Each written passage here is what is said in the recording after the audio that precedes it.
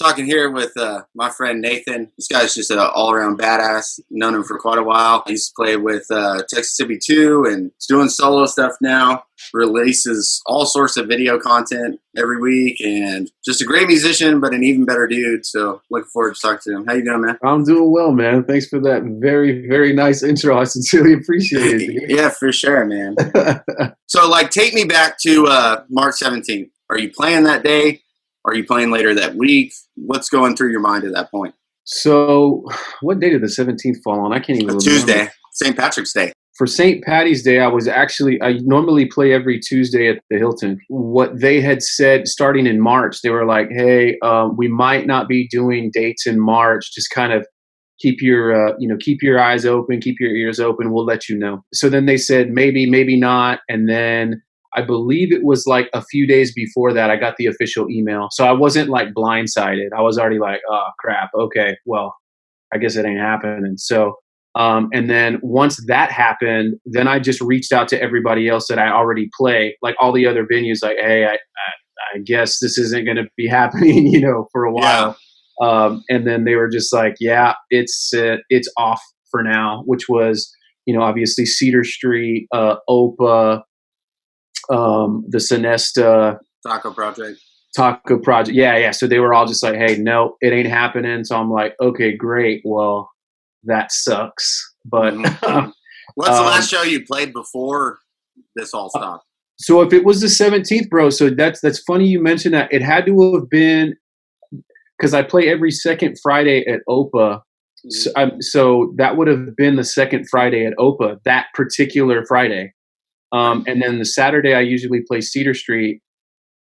It was either OPA or Cedar Street was my last one. And at OPA, I kind of already knew I probably wouldn't be playing the following month. Right. But at Cedar Street, I didn't know. So it's like, okay, cool. I'll see you guys on Wednesday, which would have been the 18th.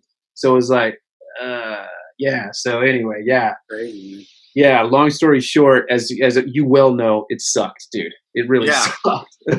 So what'd you do in the meantime? Like you've been doing, your weekly Monday cover of the week. Yeah. You been doing any writing or any live streams, anything like that? No, that's a great question, man. So as you can imagine, hell, you play more times a week than I do. And then when it comes to a stop, you get awfully bored. Like, dude, what am I going to do to fill this time?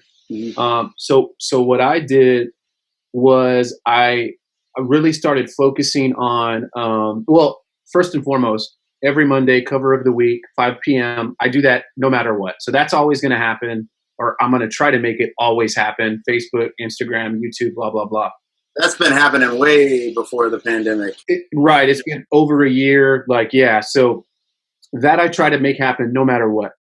But since the gig stopped, I'm like, dude, what else can I do? So, I started messing around trying to write songs, maybe, nothing finished, just kind of like rough copies of everything. But then I really started to focus on instrumental stuff. So like producing beats and instrumental symphony type stuff, jazz type stuff, all kinds of different genre, along with hip hop and all that stuff. But anyway, I started working on that. And then I started reaching out to like friends, family, coworkers, clients of mine, stuff like that. Just like any kind of content creator that doesn't play music, because if they play music, they don't need music. But anybody who maybe needs instrumental music, like, hey, I have this instrumental, or I have the capability to make you an instrumental.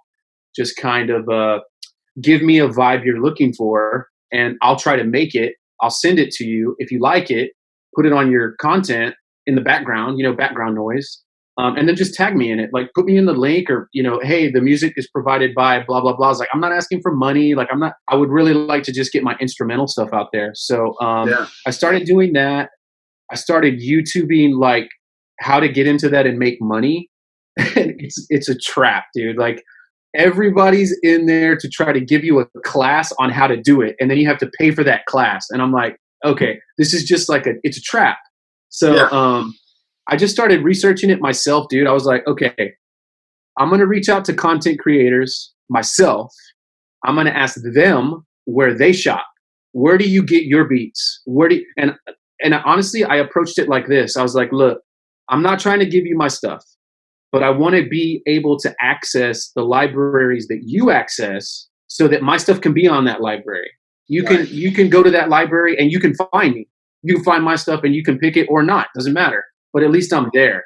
So I got advice from a few people, and they were like, okay, go to I didn't even know this, but Getty Images. Yeah. Getty Images also has a music library. So you can actually submit your music to Getty Images. And Getty Images is just it's really just Getty Images, and then there's Getty Music. So I submitted my stuff there. There's like an application process. Like they take like weeks to respond to you. Interesting. Well, probably even longer now.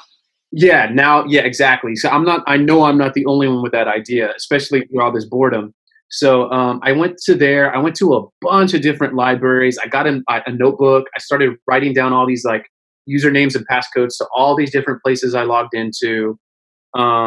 And then when I got to images, I'm like, dude, like I also take photos, just of like random stuff, like, vacations and what. I'm like, dude, I wonder if I can also like submit my photos like to these places. Like maybe I can make money off those. So I started submitting my photos to there too. And again, it's an application process and blah, blah, blah. But that's a whole nother podcast. But musically, I've been really focused on making instrumentals, producing stuff instrumentally to try to get on the background of some of these content creators' content. Yeah, there's a huge market for that. And especially now with people not going out even as much, there's a lot of attention on YouTube. Right. Things like that. Yeah. No, that's the right idea. Yeah. And just recently I got featured on a guy's YouTube channel. It's called The Crockers. And basically it's a YouTube channel that started. It's just kind of like, it's super cool idea. And so easy. All he did was around the house stuff. Like, okay, like we're going to refinish this deck, or, hey, I'm going to fix my sink, or whatever it is. And he would film it. And he started gradually growing his subscriptions. So now he's up to 60,000 subscribers. Wow. And it just keeps keeps growing. And right now he's in the process of building one of those tiny homes, those like those homes you can just load up on the back of the trailer and just take off. Like, so he's building one of those right now. At any rate, one of my instrumentals got featured on one of his videos, and like he gave me a shout out on a video. Like he put my stuff in the links, like super cool. But like just to have that, I don't even want of course money would be cool, but just to have that and like 30,000 people viewed that, I'm like, dude, I'll take that. Yeah, I don't need to get paid for that. You know what I mean? Right. So, the attention. Exactly. That's what I'm doing, man. So what is it looking like going forward? Because you're playing tonight at OPA. But what's the rest of your show calendar look like at this point? It seems like the world is coming back to life in Austin anyway. So tonight I'm playing at OPA 8 to 10. This will be my first time back since the beginning of March. So they're opening, and since they are a restaurant, they're already open at, actually today would have started the 50% rule, I believe. It was 25%, and then starting today, it's 50% occupancy. So they're going to have live music. I'll be playing there 8 to 10. And then I also heard that bars are opening as well at a 25% or something like that. Yes. If that's the case, then I have to reach out to Cedar Street and see like, yo, what's going to happen? Like, I don't know what's going to happen. I because of the bar owners as well, I can't imagine what they're going through. And I don't even know if they're going to want to pay for that. You know what I mean? Like, hey, we're just opening. We're not going to have the funds to pay a musician. We're just going to play like house music. I don't know what's going to happen. Well, and if they do, like, how long are they going to be able to afford to pay people at 25% occupancy? Exactly. So that one I'm kind of worried about. As far as the Hilton is concerned, I reached out to them on May 1st, and they told me specifically, look, man, we're not doing anything in May, maybe not even June. So May is off. Yeah. So I'll wait to the end of the month and reach out to them again, see what's popping, and maybe start looking for other gigs. I don't know, man. Yeah, I know Speakeasy's opening, so I would imagine Cedar would open as well, correct? Well, yeah, they're all part of the same. So if Speak's opening, then Cedar is too. But I guess the thing that worries me then is because I'm an acoustic act, I'm usually just kind of the opener. and then a band comes on after me. So I don't know if they're going to be like, you know what, we're just going to stick with the band. We don't need the happy hour acoustic act. I don't know. We'll see. I hope it's not like that, but I mean, we'll see what happens because I'm really dying to get up on stage. Even if I'm playing to nobody, I still want to get up there, dude. Like, yeah.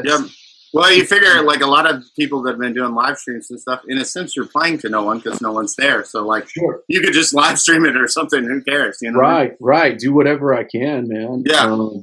I know this is about me, but what about you, dude? Like, what are you doing?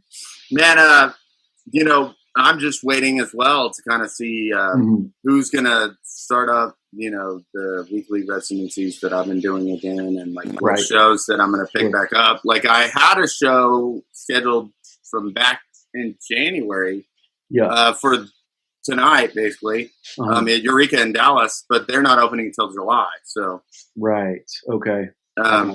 So I'll probably be back out there in September, but I mean, yeah, it's just trying to figure it out. And then everybody I've talked to today, it's been kind of the same thing. It's like, you know, a mixed bag of what we know and what we don't know. Yeah. No, I just can't imagine. Like I'm fortunate enough to have a day job, but as soon as all this stuff happened, I immediately thought about you because I'm like, this dude is a grinder, full-time musician. And it just like that, like, nope, it ain't happening anymore. And I'm like, oh my God. Like I just can't imagine.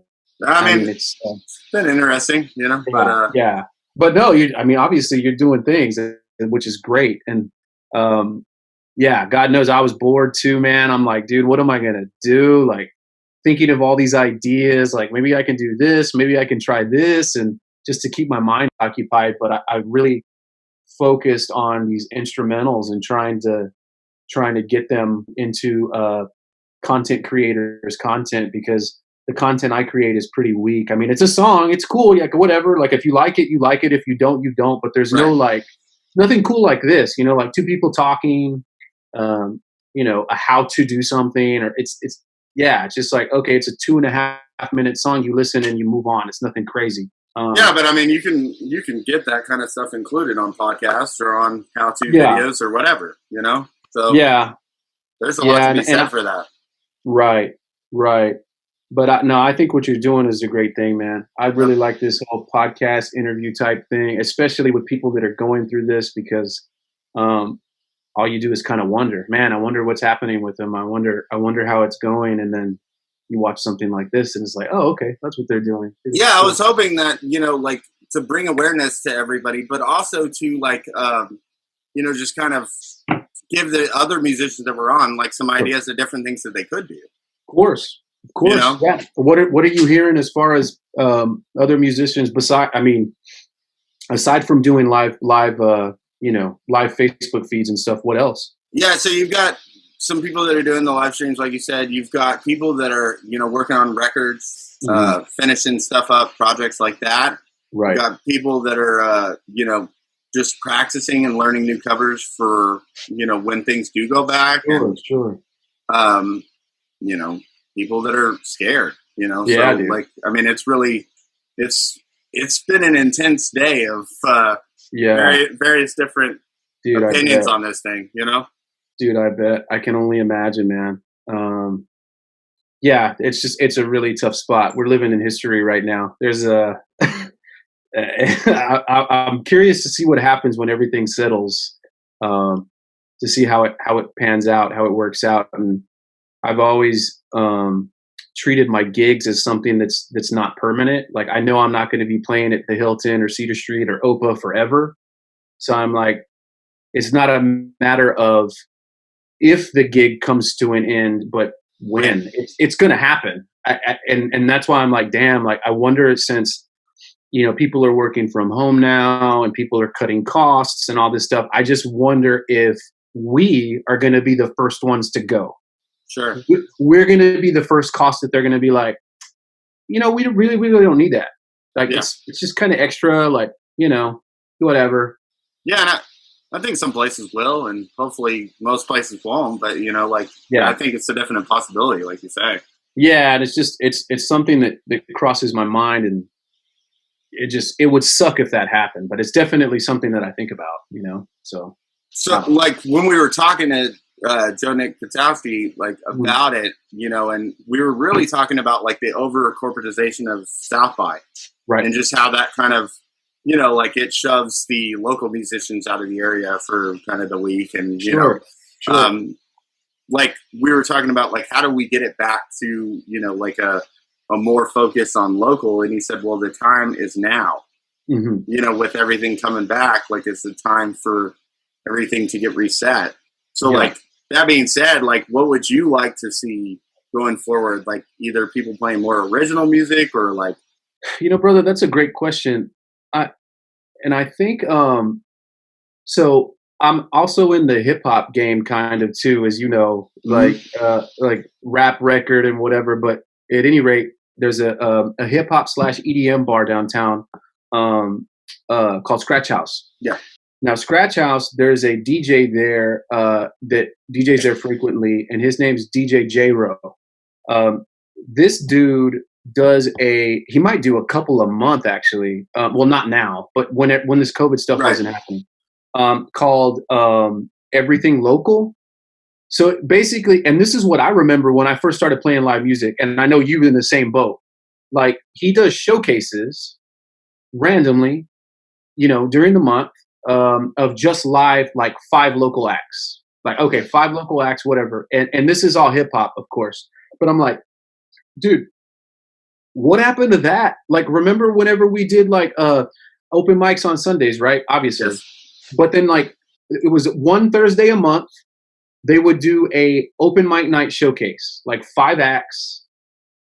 The whole 4 hours or whatever is dedicated to these 5 acts. Like everybody, dude, I think that is so dope, and I love doing that. I love going out and I haven't seen anything like that. No. I mean, how do you think that model though, like with open mics and stuff, can move forward with everything that's going on? I know, right? Because you got a microphone. You got a Yep. microphone that yeah, dude.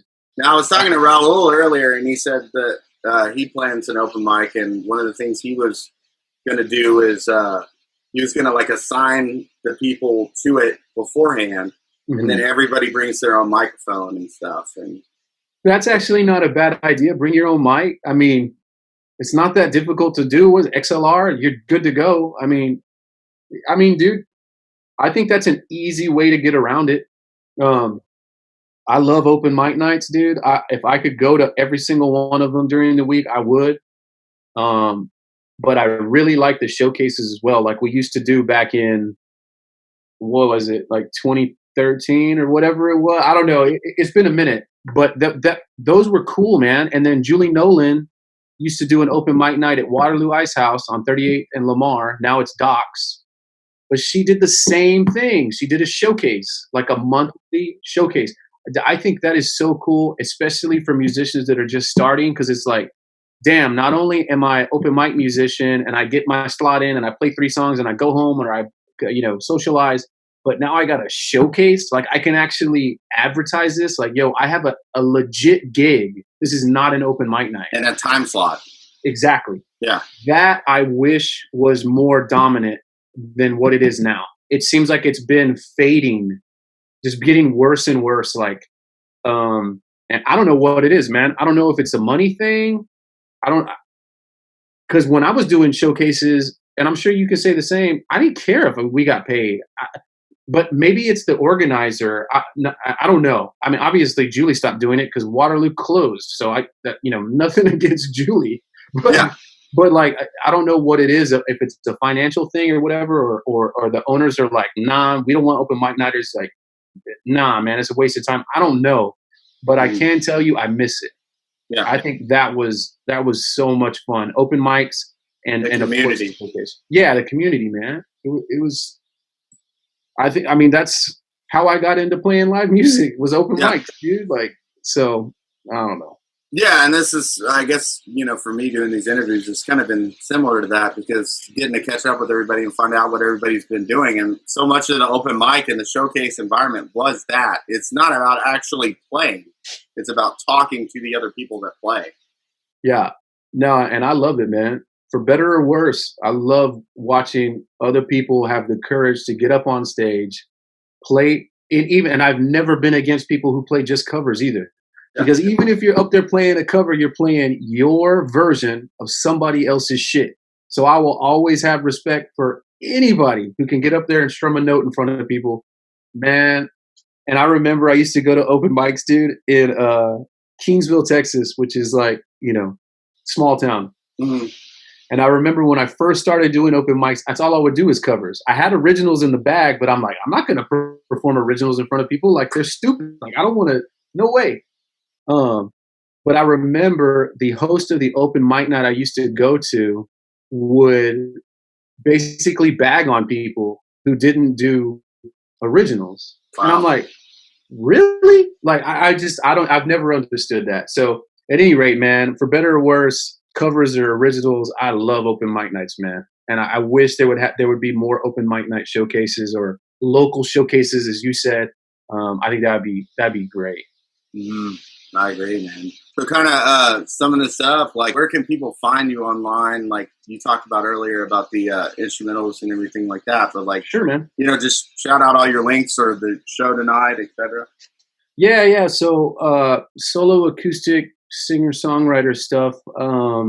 Obviously playing tonight at OPA 8 to 10, but you can find me on obviously Facebook at it's facebook.com/Strubhart, which is my last name, or facebook.com/Nathan Strubhart, which is my music Facebook page. The cover songs that I do every week are available on YouTube under my first and last name, on Facebook under my first and last name, on Instagram under my first and last name. So that's the acoustic singer-songwriter stuff. Texasissippi 2, obviously you can find that on Spotify, iTunes, Amazon, all that stuff. And then what else? Oh, the rap the rap stuff that I produced and kind of sang on is called Cold Hard Cash. Cold Hard Cash you can also find on Spotify, iTunes, all that stuff. And then the most recent stuff, the projects, is under Iceberg Productions TX. That's where all the instrumental stuff is. Yeah. I'm going to put all the links to this and all that. We're going to make a bunch of posts ahead of time and stuff like that. Very cool. Yeah, so that's Iceberg Productions TX, and that's on also Facebook, SoundCloud especially. I don't know about, that brings up a good point. I don't want to take up too much more of your time, man, but there you go. With instrumentals, it's a little bit difficult because I don't want to create a full track and then drop it on Spotify and iTunes and all that stuff, because the whole purpose of me creating a track is so I can send it to a content creator and they can chop it up. Right. Like they can loop it, chop it, whatever. So the only platform that I have to utilize that is SoundCloud and also BeatStars. BeatStars is mostly hip hop, but nonetheless, yeah, that's where you can find me, man. So that's what's up, man. Yes, sir. And so open tonight, and I'm looking forward to getting back out to playing shows, but also the singing shows. And so, like, as soon as I can, I'll be back out. Coming to check out one of your shows, man. Yeah, bro. If you're not doing anything tonight, hit me up. I'll buy you a beer or soda pop, whatever you want. Yeah, man. Well, cool, man. I appreciate you being on. Thanks so much. I can't thank you enough for the opportunity, man. And I think this is great what you're doing, man. Keep it up. Keep it up, dude. I think a lot of people would like to maybe not watch my dumbass, but at least watch other people enjoy. I think it's great, man. I think it's great. So thanks, man. For sure. Appreciate it.